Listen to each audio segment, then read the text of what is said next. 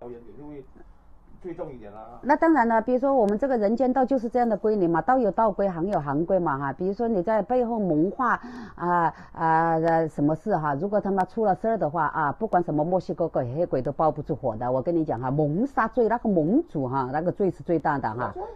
谋杀罪嘛，盟主嘛，就是他不杀人，他睡在床上谋划嘛。那个杀手被抓住了，我跟你讲，谋杀罪的盟主他们也最大。道义有道啊，我们不说字啊，只要懂得其意思就行了。钻字眼做字色没有意思，知道吧？我就不明白，你说是蒙的，是谋杀谋杀我那个广东话不正，你只要估计得到我的意思就行了啊。我随便讲什么话，知道吗？不要那么标准，有心的人他都听得懂，知道吗？有心的人他都可以明白，这个一点都不难的啊，不需要做字色的嘛，代表也不要，好像你问那些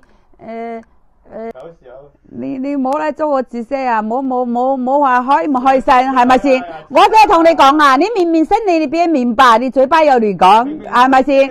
啊，這個只會讓你的自己的氣場啊越嚟越唔真，嗰個真正的運係次打唔開啊，同我一啲關係都冇。我同你講，你啲你係豬就係豬，係老虎就係老虎啊，千祈冇係扮豬射老虎，也冇係老虎係扮豬，講啲自己的。